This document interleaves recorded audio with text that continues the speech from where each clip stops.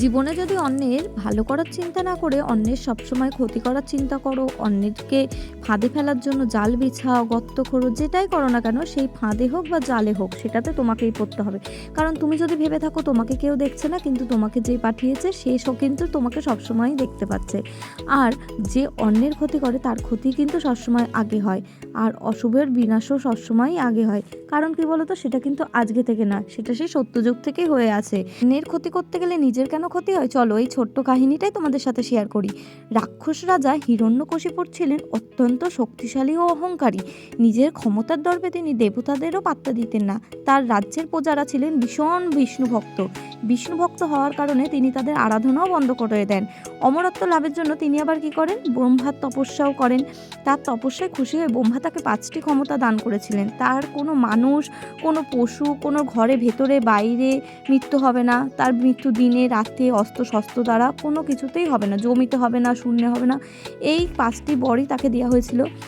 এবার এই বর লাভ করে হিরণ্যকশিপুর নিজেকে অমর মনে করতেন। এইবার তার অত্যাচার আরও বেড়ে গিয়েছিল। কিন্তু তার ঘরে জন্মেছিল তার এক পুত্র সন্তান, আর তার নাম ছিল হচ্ছে প্রহ্লাদ। তিনি ছিলেন বিষ্ণুর পরম ভক্ত।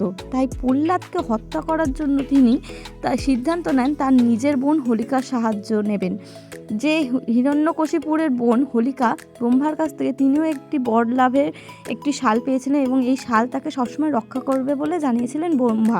হোলিকা বলেন তিনি প্রহ্লাদকে নিয়ে আগুনের মধ্যে বসবেন, শাল থাকায় তার কিছু হবে না, কিন্তু প্রহ্লাদ পুড়ে ছাই হয়ে যাবে। কিন্তু নিজের ভক্তকে রক্ষা করার জন্য বিষ্ণুর কৃপায় সেই প্রহ্লাদকে নিয়ে হোলিকা আগুনে প্রবেশ করেন। তখন তার গায়ে শালটি কাছ থেকে খুলে গিয়ে প্রহ্লাদের গায়ে গিয়ে পড়ে।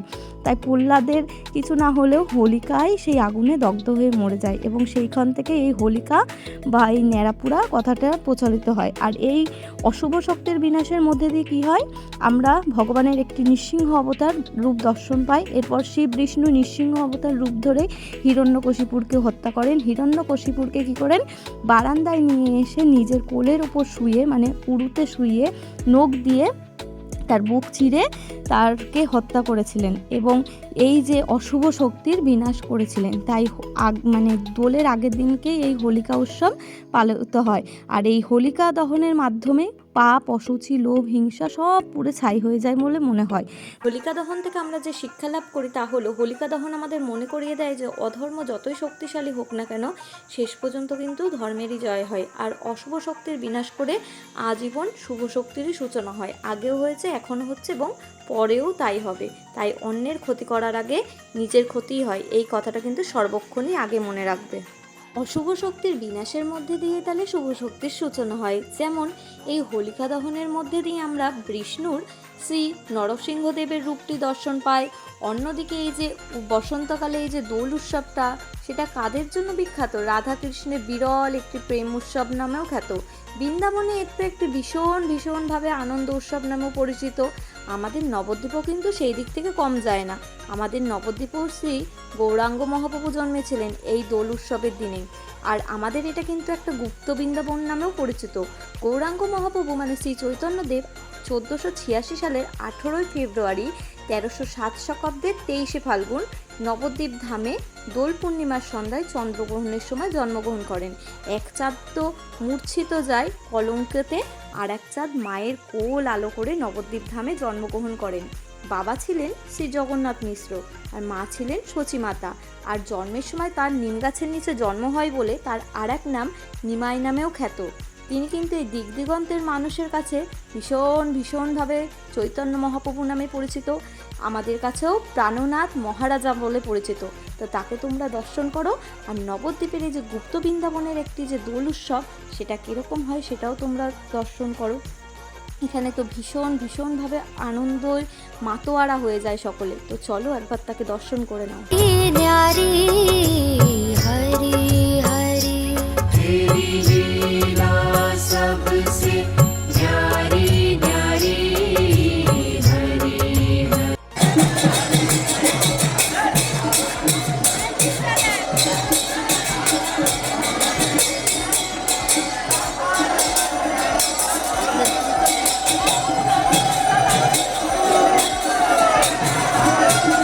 দোল উৎসব উপলক্ষে মহাপ্রভুর যে জন্মাভিষেক হয়, এতক্ষণ তোমরা সেটাই দর্শন করলে।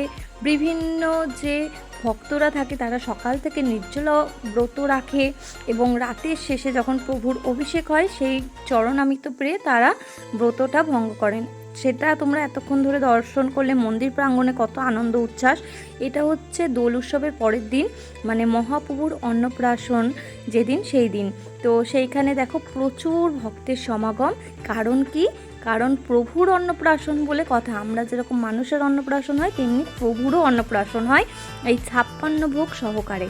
তো একটা বাচ্চার অন্নপ্রাশনে কত কিছু দেওয়া হয় আমরা তো দেখি। আর এখানে দেখো প্রভুর জন্য কত নানা রকম মিষ্টি, লজেন্স, ক্যাডবেরি, ফল, তার সাথে অন্নভোগ তোমাদের বলে শেষ করতে পারবো না। প্রায় 56 ভোগের বেশিই থাকে। আর এখানে দেখো অন্ন দিয়ে গিরিধারীও করা হয় এবং এই মন্দির প্রাঙ্গণে সকলকে বসিয়ে এই অন্নভোগই সকলকে দেওয়া হয় এবং খাওয়ানোও হয়। এখানে কিন্তু একটু ধৈর্য সহকারে বসতে হবে যারা প্রসাদ পাবে তাদেরকে। তো এগুলো তোলা হবে, তারপরে সকলকে প্রসাদ দেওয়া হবে। তো তোমরা মানে দর্শন করো, ভোগ দেখো, কত কিছু সেখানে রয়েছে, আমি তোমাদের বলে শেষ করতে পারবো না। আর এখানে যে আশেপাশে ভক্তদের দেখছো, এরা সকলে মানে প্রভুর যে অন্নপ্রাশনের ভোগ, সেই ভোগ তারা পাবে বলে দেখো কত আনন্দ উচ্ছ্বাসের সাথে বসে রয়েছে, কখন একটু ভোগ প্রসাদ পাবে। এই আনন্দ মানে তোমাদের বলে বোঝানো যাবে না, বা বলে বোঝানোর মতোও না। প্রভুর অশেষ কৃপা হলে তোমরা অবশ্যই একবার নবদ্বীপে এসে দর্শন করো।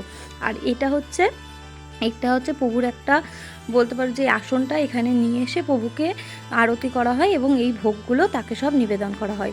তো আমার এই জন্মদিনের যে ভিডিওটা সেটা তোমাদের কেমন লাগলো অবশ্যই জানিও। ভালো লাগলে লাইক, কমেন্ট, শেয়ার করে দিও। টাটা।